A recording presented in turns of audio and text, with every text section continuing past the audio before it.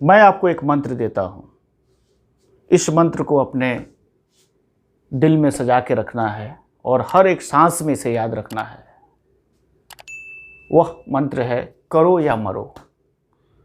या तो हमें इस संघर्ष में भारत को आज़ाद करानी है या फिर हमें अपने प्राणों की आहुति दे देनी है।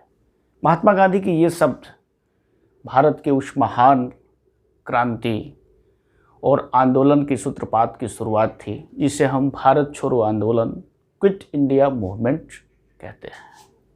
नमस्कार मित्रों, एक बार पुनः आप लोग के साथ उपस्थित हूँ एक नए टॉपिक के साथ। आज का हमारा टॉपिक है आधुनिक भारत से संबंधित भारत छोड़ो आंदोलन। भारत के इतिहास में ऐसे दो बड़ी क्रांतियाँ हुई हैं जिसने भारत के जन सामान्य से लेकर के मध्यम वर्ग तक सबकी भागीदारी रही है। और दोनों ही आंदोलन अपने समय की जो सरकारें थी, अंग्रेजी सरकार, उसकी बिल्कुल जड़ें हिला दी। पहला जो हमारा आंदोलन था वो 1857 की क्रांति थी, जिसे अंग्रेजी सरकार पूरी तरह से विफल हो गई। दूसरा क्रांति 20वीं सदी के सबसे महान क्रांतियों में से एक है, जिसे बुरी तरह से दमन भी किया गया, लेकिन इसकी जड़ें इतनी दूर तक फैल गई कि अंततः अंग्रेजों को भारत छोड़कर जाना पड़ा। मित्रों, चौथे दशक आते आते पूरे विश्व में कई सारी घटनाएं घटने लगी। 1939 ईस्वी में द्वितीय विश्व युद्ध की शुरुआत हो चुकी थी और 1941 में दुनिया में दो तरह की घटनाएं घटी, दो महत्वपूर्ण घटनाएं घटी, जिनका संबंध हमारे इस क्रांति से देखा जा सकता है। 1941 ईस्वी में पश्चिमी यूरोप तथा पूर्वी यूरोप के अधिकांश भाग, पोलैंड, बेल्जियम, हॉलैंड, नॉर्वे तथा फ्रांस पर जर्मनी का कब्जा हो चुका था। और दूसरी तरफ जापान ने फिलीपींस, हिंदजीन, इंडोनेशिया, मलाया और बर्मा पर अधिकार कर लिया था।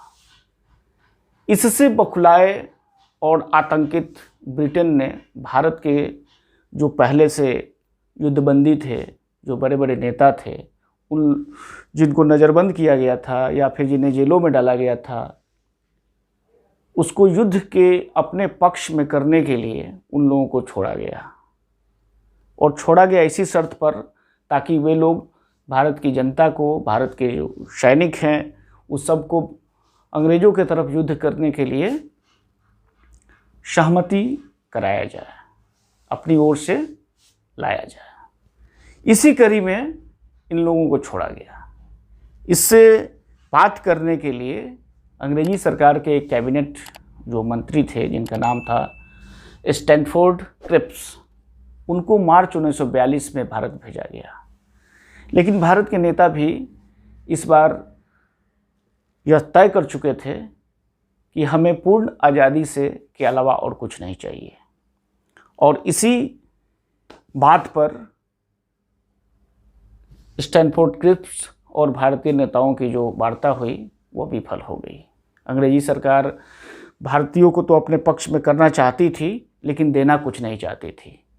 और यही हुआ कि काफ़ी एक पखवाड़े तक बातचीत चली, लेकिन उसके बाद यह वार्ता विफल हो गई, क्रिप्स मिशन विफल हो गया।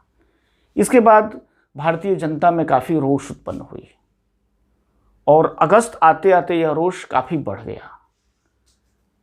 महात्मा गांधी काफ़ी कांग्रेस के कार्यकर्ताओं पर और कांग्रेस पर काफ़ी बिफरे भी, इसलिए कि कांग्रेस कुछ कर नहीं रही थी। उन्होंने बोला कि मैं भारत के बालू से कांग्रेस से बड़ी संगठन को तैयार कर सकता हूं और अकेले अपने दम पे लड़कर भारत को आज़ाद भी करा सकता हूं। यही कहना क्या था कि उसके बाद तुरंत कांग्रेस की बैठक मुंबई में हुई और यह प्रस्ताव लाया गया कि अब भारत को पूर्ण स्वतंत्रता से कम कुछ भी नहीं चाहिए। 8 अगस्त की रात को महात्मा गांधी ने देश की जनता और नेताओं को संबोधित करते हुए यही मंत्र दिया था कि मैं आप सबको एक मंत्र देता हूं और इस मंत्र को आप अपने दिल से लगा के रखना है। भारत को आप अपने हर सांस में इसे संजो कर रखना है कि या तो हमें इस संघर्ष में अपनी जान दे देनी है या फिर भारत को पूर्ण स्वतंत्र करानी है। फिर क्या था, अगले ही सुबह 9 अगस्त को जब ये क्रांति शुरू हुई, भारत छोड़ो आंदोलन शुरू हुआ, सभी बड़े नेताओं को उनके क्षेत्र में ही गिरफ्तार कर लिया गया। महात्मा गांधी को गिरफ्तार कर लिया गया, जवाहरलाल नेहरू, बिहार में राजेंद्र बाबू समेत सभी बड़े नेताओं को गिरफ्तार करके जेल में डाल दिया गया। अंग्रेजी सरकार, जिसके लिए वो कुख्यात थी, अपनी दमनकारी नीतियों से दमन किया। लाखों लोग इसमें शामिल हुए, हर क्षेत्र के लोग इसमें शामिल हुए, छात्र, सैनिक, किसान, मध्यम वर्ग के लोग, उच्च वर्ग को छोड़ करके सभी वर्ग के लोगों ने इसमें बढ़ चढ़ कर हिस्सा लिया। क्रांति काफ़ी हिंसक भी हो गई, लेकिन दमन भी उतना ही विध्वंसकारी अंग्रेज़ों ने अपनाया। हालांकि दमन तो किए, दमनकारी नीतियों के कारण इसको रोक दिया गया, क्रांति को रोका गया, क्योंकि बड़े नेता सभी जेल में बंद थे, नेतृत्व की कमी थी।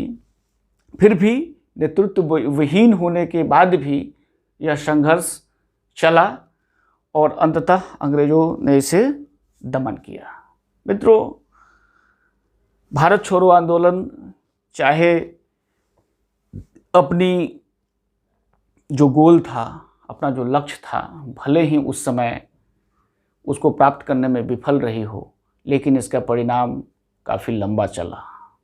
और लंबा ये हुआ कि अंग्रेजी सरकार अब यह बात को जान चुकी थी कि भारत को लंबे समय तक गुलाम नहीं बनाया जा सकता है।